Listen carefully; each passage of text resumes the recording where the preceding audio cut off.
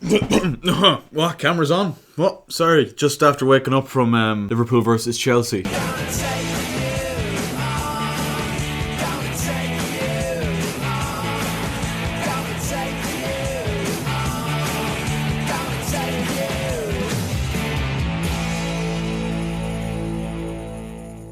Hello guys, how are you getting on? My name's Aaron Kelly. Welcome back to another episode of the Premier League Verdict today. Hope you guys have had a good day, a good weekend, and a good life. If you're new here, do slap a like on the video before we get into anything, and subscribe if you're new. As of recording this, we're very close to 900 subs, and we all know what comes after that. Well, 901 and so forth. But anyway, welcome back to the Premier League Verdict, where we bring up our graphic once again. Liverpool versus Chelsea was so completely irrelevant that I don't actually have anything to say apart from what I said in the intro. And it doesn't get a box this week. But if you want to know my actual full-time thoughts and my reactions, go watch the short or the TikTok that went up immediately after the game. But we're going to kick things off, and Erling Haaland is back in his green box. There was a while there in like the first half of the season where we kind of thought to ourselves, maybe this might be the Haaland box from now on. And after the World Cup, he got a goal against Everton, but overall I would say the goals kind of dried up a little bit for Erling Haaland, certainly in comparison to the numbers he was doing at the start of the season. But he's very much back, isn't he? A hat-trick for Manchester City in their 3-0 win over Wolverhampton Wanderers at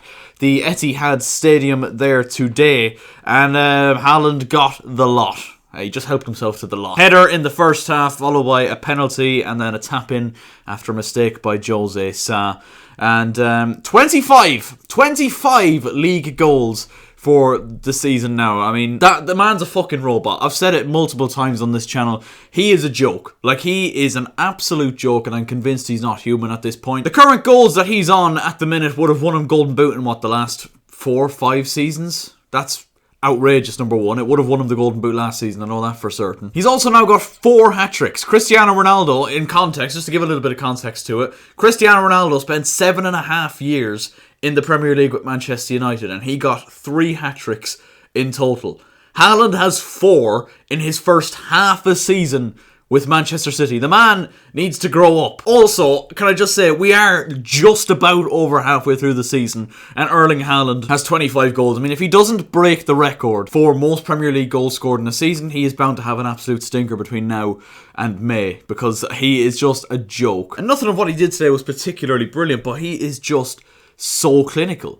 He's so clinical. His movement is outrageous. Like, he's so quick. He's so strong. He has all the attributes. He can finish with his right foot, left foot, header, as, portrayed multiple times this season. And he's kind of got Manchester City back. Obviously, they got a massive win over Tottenham the other night. They kind of had to bounce back from that Manchester derby defeat, and they did so brilliantly, particularly in that second half. And it took a Spursy second half from Tottenham for City to get back into it, admittedly. However, Arsenal, who we'll talk about in the next box, are just relentless. They are fucking ruthless and showing shades of Manchester City of previous years. And Pep Guardiola even said in his post-match presser after the Tottenham game that this Man City team are way off what they used to be, and I'm sure that'll infuriate a lot of Liverpool fans in the chat, because City have been basically perfect over the last 5 seasons, and Liverpool were basically matching them stride for stride for most of those seasons, and they only managed to get 1 title over it, and the one time City look a little bit fragile, a little bit more fragile than usual. Liverpool are nowhere to be seen when it comes to a title race. But Arsenal, who we'll move on to now, is a nice little segue into our yellow box. And holy fuck, we've just seen one of the games of the season, and a classic throwback fixture between Manchester United and Arsenal. And what I mean by that, I don't mean we've not seen any good Manchester United and Arsenal games since the Fergie Wenger days. That would be certainly far from the truth. But it's the first time that we see a Manchester United and Arsenal game mean something when it comes to the top of the Premier League. Arsenal top, Man United in third, and definitely outsiders, but definitely would have still been in that conversation, I think. Not saying they're not necessarily not now. That was a kind of game that you look back on at the end of the season and go, that's the moment Arsenal won the league, and that's a moment that probably turned a lot of people's heads in a sense, because even still there's doubters of Arsenal, and they have to still play Manchester City twice, and there are 2 games now that Manchester City have to win both of them. There's no two-way ways about that. Manchester City must beat Arsenal twice if they have to have any chance of winning the league, in my opinion. Because Arsenal weren't at their brilliant best today, and I have to give a lot of credit to Manchester United because they did match them stride for stride, and it's a kind of testament to how well Erik ten Hag has done. Certainly writing off that early part of the season where United looked really dodgy and he kind of had to suss out who was in here for the long haul and who wasn't. But Manchester United look like winners again, and I do think they're just a little bit off where Arsenal are at the minute, but give it another year and a half, 6 months even, and you could genuinely see Manchester United competing for the title come next season, because they have showed incredible quality, incredible potential. They've been brilliant in the transfer market, and I think the one thing they missed today, ironically enough, was Casemiro, and obviously he picked up that booking against Crystal Palace, which ruled him out of the game. And you can just imagine, what if United had him in there instead of Scott McTominay? I think that's the question that a lot of people will be asking at the end of the day. They sincerely missed him. But Arsenal, I feel like they doubted Arsenal in general, and I was probably one of those people that doubted Arsenal after Gabriel Jesus picked up that injury. You're thinking, yes, he was absolutely excellent, and will Eddie Nketiah be able to fill that void? Well, he's certainly done that. He has really proven himself as a Premier League level striker for Arsenal, and 2 goals here again today. His first goal, brilliantly well worked, and that was after a fantastic strike by Marcus Rashford, made it 1-0 to United, and Nketiah equalised, and we kind of knew at this point that we were in for an absolutely excellent game. Bukayo Saka makes it 2-1, Lisandro Martinez made it 2-2 with a very unorthodox goal, but a very clever finish at the same time as well. It was a bit of a weird one, and Eddie Nketiah wins it in the dying embers of the game, and kind of similar to Martinez's one, a bit of a mess, but he was just in the right place at the right time. I was convinced at the time that he was offside, but VAR replays coming to Arsenal's aid and confirming that Eddie Nketiah had indeed won the game for the Gunners. I think they moved them back 5 points clear of Manchester City, and another incredible statement victory. I said it after the North London derby, another incredible statement that once again we'll probably be looking at come the end of the season and thinking that is one of the key results in Arsenal's title charge. We're going to move on to Stinker of the Week, and not for the first time this season Everton are in there, and it's just a club that's in disarray from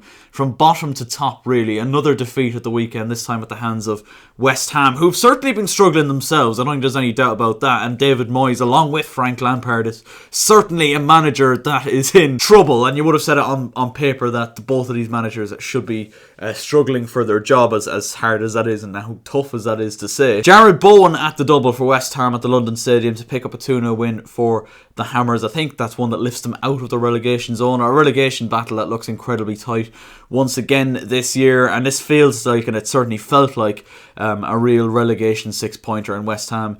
2-0 up at half-time thanks to that Bowen brace, who has kind of been brewing on the side of irrelevancy this season, to be fair. Like, he's been very quiet, he's not done an awful lot, but he really did make a statement for West Ham United in this game. And it was definitely a bit more of a nervy second half for West Ham. Everton kind of had to come out of their shell a little bit more. They did it successfully and caused West Ham a lot more problems. There was a couple of really hairy moments for Lucas Fabianski in the West Ham goal, but it's just a club that's rotten from top to bottom, it seems. And you know, if you're an Everton fan and you're watching the video, please do let me know, what do you think is the main problem at Everton at the minute? I think any Everton fans that I've spoke to, I don't know too many Everton fans, but the few that I do know and I have spoken to have kind of said that it's a mixture of a lot of things, but mainly to do with the board and the decisions that have been made, not only this season but over the last couple of seasons, bringing in the likes of Ancelotti, and ultimately, I mean, Ancelotti is a brilliant appointment, don't get me wrong, but bringing in players with him like the likes of Alan, the likes of James, it was always just going to be